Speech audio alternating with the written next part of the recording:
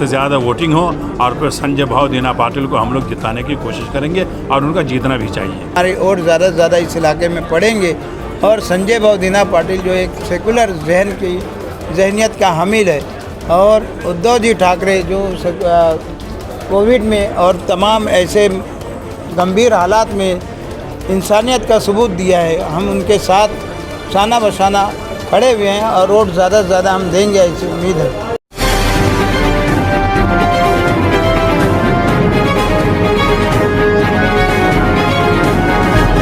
अच्छा, क्या कहेंगे आप जो आज उलमा कराम की यहाँ पे एक मीटिंग हुई, संजय दीना पाटिल की तरफ से सचिन पाहू अहीर आए यहाँ पे आए थे, उसमें हम लोगों का और सबका इरादा यही है कि आज जो हिंदुस्तान के हालात हैं उसके एतबार से हम लोग कोशिश करेंगे और सब मिल करके ये चाहेंगे कि ज़्यादा से ज़्यादा वोटिंग हो और फिर संजय भाव दीना पाटिल को हम लोग जिताने की कोशिश करेंगे और उनका जीतना भी चाहिए।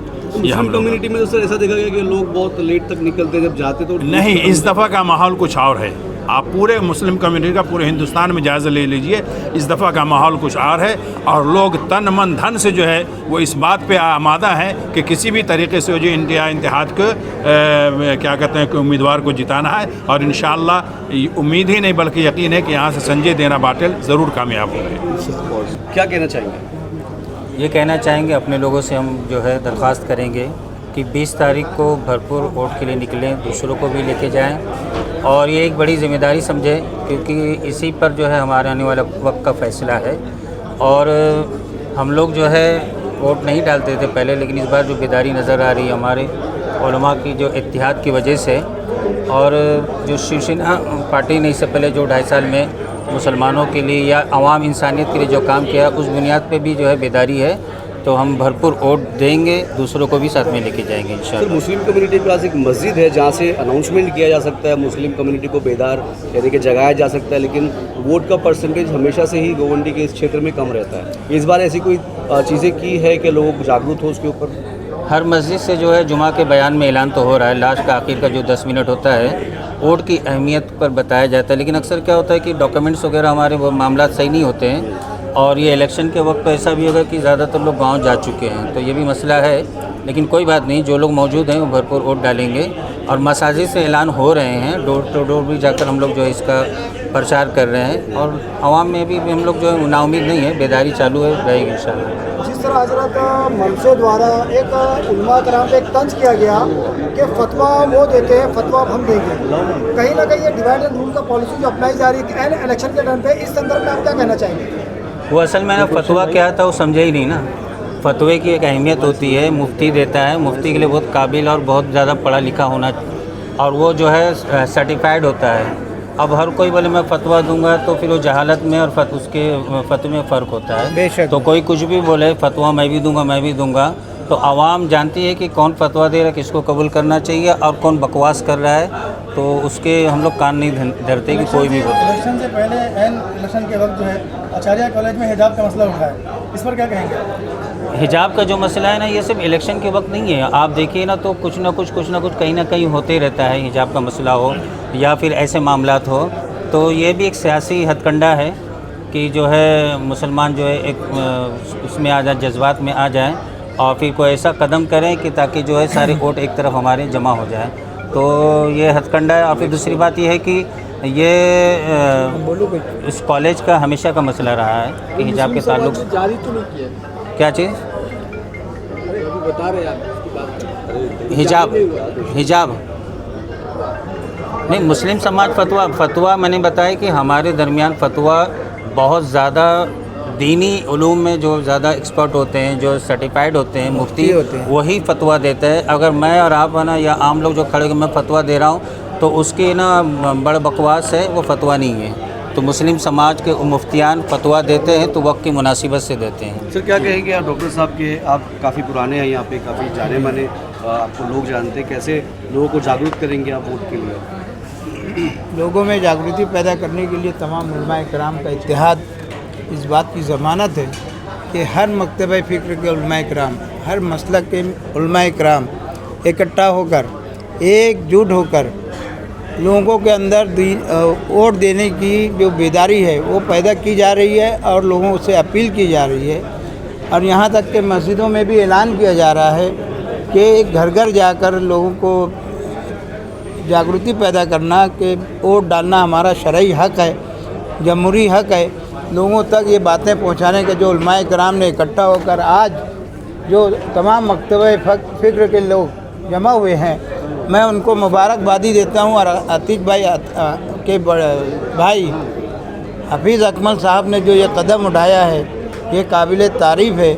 और तमाम उलमाए कराम इकट्ठा हुए, मैं उनका शुक्रिया अदा करते हुए मुस्लिम इलाकों में, मुस्लिम सेकुलर इलाकों में वोट देने का जो रुझान पैदा करना है, उनको अंदर रुझान बेदारी जो पैदा करना है, वो हम लोगों ने कोशिश किया। और इंशाअल्लाह तमाम इलाकों से सेकुलर वोट ज़्यादा से ज़्यादा पड़े, इसके लिए कोशिश करना हमारा भी काम है और लोगों का भी काम है। और ज़्यादा से ज़्यादा वोट पड़े इस इलाके से, उसके लिए हम लोग इकट्ठा हुए हैं। और अल्लाह ताला से उम्मीद है कि हमारे वोट ज़्यादा से ज़्यादा इस इलाके में पड़ेंगे। और संजय बहुदीना पाटिल जो एक सेकुलर जहनियत का हामिल है, और उद्धव जी ठाकरे जो कोविड में और तमाम ऐसे गंभीर हालात में इंसानियत का सबूत दिया है, हम उनके साथ शाना बशाना खड़े हुए हैं और वोट ज़्यादा से ज़्यादा हम देंगे, ऐसी उम्मीद है। ये जो प्रोग्राम हासिल किया गया है, इसका मेन मकसद यही है कि हमारे इलाके में जो वोटिंग ना होने की बदनामी है, उसी को 100% पूरा करने के लिए ही ये मीटिंग बुलाई गई है। सारे उलमाए किराम के साथ साथ सारे ज़िम्मेदार लोग यहाँ मौजूद हैं। उन सब की यही जिम्मेदारी है कि 20 तारीख को हम किस तरह से 100% वोटिंग करेंगे, उसी का ये प्रोग्राम है। और इंशाल्लाह आइंदा भी इस तरह का प्रोग्राम होता रहेगा। ऐसा तो नहीं होगा कि इस प्रोग्राम के बाद सब अपने अपने घर चले जाएंगे और 20 तारीख तक का फिर कोई दिखेगा नहीं? इंशाल्लाह प्रोसेस कर रहे हैं, ऐसी कोई चीज़ कर रहे हैं कि हर दिन लोगों को जागरूक किया जाए कि वो सुबह सुबह सबसे पहले उठ के वोट करें। इस बार इसी तरह का प्रोग्राम आइंदा भी हो रहा है और आइंदा होता रहेगा। और इस बार इंशाल्लाह 100% वोटिंग होगी इंशाल्लाह हमारे इलाके से। अच्छा, क्या कहेंगे सर, सारी कम्युनिटी के लोग, शिया जमात के लोग किस तरीके से संजय दीना पाटिल को सपोर्ट कर रहे हैं? आप ये समझिए कि अभी मैंने अपनी तकरीर में भी कहा, संजय दीना पाटिल नहीं, जैसा कि उलमाए किराम ने कहा, इस वक्त पूरे हिंदुस्तान का माहौल बड़ी तेज़ी से बदल रहा है। तमाम अकाबिर उलमा, मुसलमानों के बड़े बड़े इदारे, जिन्होंने अपने उलमा तक इन चीज़ों की एहतियात की कि अक्सर मीडिया हमारे उलमा के किसी बयान को भी फतवा वगैरह कह के पेश करती थी, उलमा ने इन तमाम चीज़ों को इग्नोर किया। और उलमा ने उलमा से रब्ता करके हर इलाके में, हर तरफ पूरी मसलक के तमाम, कोई अलग नहीं है। और मीडिया पर थोड़ा बहुत लखनऊ का देखें तो लखनऊ में क्या होता है कि फ़िरक़े वाराना तौर पर अक्सर एक वर्ग को अगर एक कैंडिडेट कबूल है तो दूसरे को नहीं है, और ये बरसहा बरस से वहाँ चला आ रहा है। लिहाजा मौजूदा सियासत में लखनऊ शियत की नज़ीर नहीं बनेगा। 7 करोड़ शिया पूरे हिंदुस्तान में हैं। लखनऊ की एक कॉन्स्टिट्यूंसी में 30% शिया अगर कहीं अपने मफाद की खातिर कहीं चले जाएं तो 7 करोड़ में 6.5 करोड़ शिया आज सवाद आज़म और तमाम इत्तेहाद बैनुल मुस्लिमीन के साथ खड़े हैं। अच्छा सर, क्या कहेंगे कि मुस्लिम कम्युनिटी को हर बार जो है खाली इस्तेमाल किया जाता था, लेकिन आज सारी पॉलिटिकल पार्टी जो है, क्योंकि जो मुस्लिम समाज एकजुट हो गया है, सारे जमात के लोग, तो सारी ही पॉलिटिकल पार्टियां सब एक आस की तरफ से मुसलमानों की तरफ देख रही है? बिल्कुल, इसलिए देखेंगी। और मैंने अभी अपनी तकरीर में कहा कि 2024 में मुसलमान बालिग हो चुका है। हमेशा ये होता था कि एक यतीम खाने से जैसे कोई बच्चा लिया जाए वक्त पढ़ने पे, और जब वो वक्त ख़त्म हो जाए तो दोबारा यतीम खाने में भेज दिया जाए। मुसलमानों के साथ अब तक यही होता रहा। लिहाजा मुसलमानों ने इस इत्तेहाद का मुजाहिरा अगर इससे बहुत पहले किया होता तो आज फ़िरका परस्त यहाँ तक का सफ़र करके ना आते।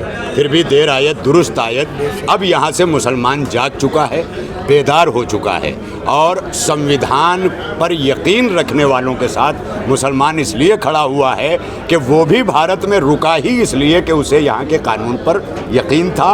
और हम यहाँ पर किसी के मरहूने मिन्नत होके नहीं रह रहे हैं। हम अपना बिज़नेस, अपनी मेहनत, अपनी मजदूरी, अपनी तमाम चीज़ें खुद कर रहे हैं। अक्सर आज भाजपा के कुछ लोग हमारे मदरसों को ये कह के निशाना बनाते हैं। आप ये देख लें कि इतने सारे मदरसे हम खुद आपस में देख रहे हैं, और ये देखना इस बात की दलील है कि हमें मुल्क में भीख नहीं बल्कि हमें हमारा हक़ चाहिए। और आज मैं मुबारकबाद देता हूँ अपने तमाम अकाबिर उलमाए किराम को कि उन्होंने वो माहौल बना दिया है। अब तक मुसलमान जब टुकड़ों में होता था तो भीख का कटोरा लेता था, इकट्ठा हुआ है तो हक़ लेगा और इंशाअल्लाह ये हक़ हम इंडिया सरकार से लेंगे, क्योंकि उन्होंने अपने संविधान में हमें भी जगह दी है।